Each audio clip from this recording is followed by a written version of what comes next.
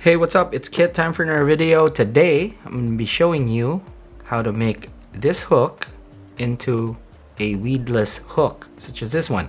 As you can see, it has a wire guard and it protects the point from snagging. Very useful for when you're fishing around areas where there's a lot of weed and rocks. It helps keep your lures from snagging. So this is something that I actually use on spoons a lot. I used wire that's actually the normal wire, but the hook, I use the bigger one just so it shows up better on camera. Now, the most important thing that you need to consider when you're making this is the eye. There are several styles of hooks. This is the only one that I have available right now, so I'm showing you how to do it with this. But there are big gape hooks with large eyes that you could use. Different styles, really. Just be very conscious of the size of the eye when you're actually making this hook, because if you're using it on spoons or in other lures, you actually need the eye for the split rings. Okay, so first I'm going to be showing you how to make the wire, which is going to be in this angle, and then the rest we're gonna have to put on a vise just so you could see better. Now, the size of the wire I'm using here is 27-pound wire, which is just stiff enough, and they're quite easy to work with. Okay, this is a good size. That's irregardless of the size of the hook. That's pretty much the size that I use. And we will need some braid to bind it with. I'm using really thin braid that I use to make assist hooks. They work perfectly fine. You will need super glue. Nothing special here. This is just ordinary super glue that I use, which is very important for this.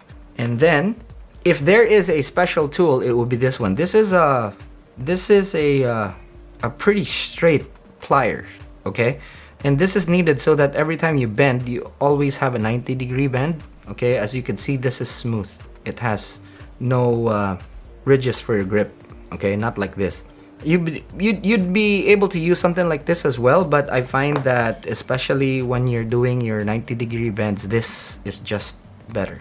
Okay, so, and this is very important because when you bend it, you want everything to be equal all the time.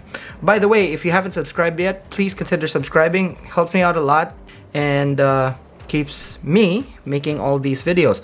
Also, if you're new here, this channel covers everything from ultralight to big game, everything in between, including fly fishing. And we actually do a lot of these tips and tricks videos. So if you're that person, the type of person that actually likes this sort of thing, please consider subscribing. Now, we cut off a short piece here, just enough. It could be longer if you are still learning your way through, but I found that for this type of hook, this is actually kind of ideal. So we start out with about, when you fold it, it should be about 1.5 the length of the hook, as you can see there. Okay, so the wire is 3 times the length of the hook. Now you fold it, okay? You fold it in half, and then after that, you take your pliers, these pliers right here, and then squeeze. You want it to form a very sharp V, okay? But don't close it, okay? And then what I do is just reverse it, put it at the very end right there. What I do is bend, just like that. As you can see, bend is equal. And that's very important for this, because you don't want this to turn, and it's easier to manage like that. All right, so what we need to do with this is to measure first. Okay, straighten this out to measure exactly how much we need to tie down for this, and then you could either cut the excess or you can just bind it. Okay, so that's how much we need. Right, you just bend that like so.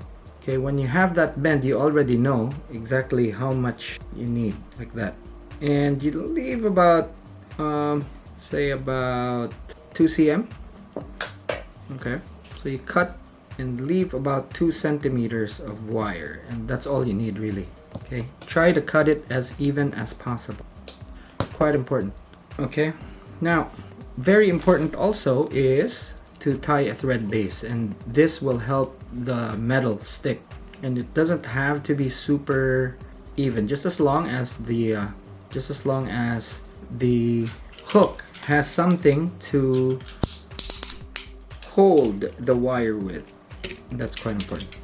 Okay, mainly the work is going to be on the reverse side, okay, because what you want is for this right there. Okay, now you want it to be like that, but what's gonna happen later on is we're gonna bend it in place anyway. So start out with a few wraps just to hold things in place. As you can see, also I've wrapped longer than I needed, and that's gonna help you with the glue later on. At this point, all you have to do really is just wrap. Now the eye here, which is very important, you have to wrap over the wire several times, and that's crucial. Okay, very, very crucial. At this point, you could put a little bit of glue, so that every time you wrap, you're putting the glue even tighter in the wraps. And then just cover it up as much as you can. See that? That helps everything, the part here, that helps everything not only get streamlined, but also hold everything in place. Super glue is not gonna dry up fast, and it assures you that each time you make a wrap, it actually gets super glue in it, as opposed to just super gluing on top. This ensures that your bindings are all glued in together. Okay, so just like that. Okay, I'm gonna finish this with a few wraps like that. That's pretty much done. Now all you have to do, there's still super glue there.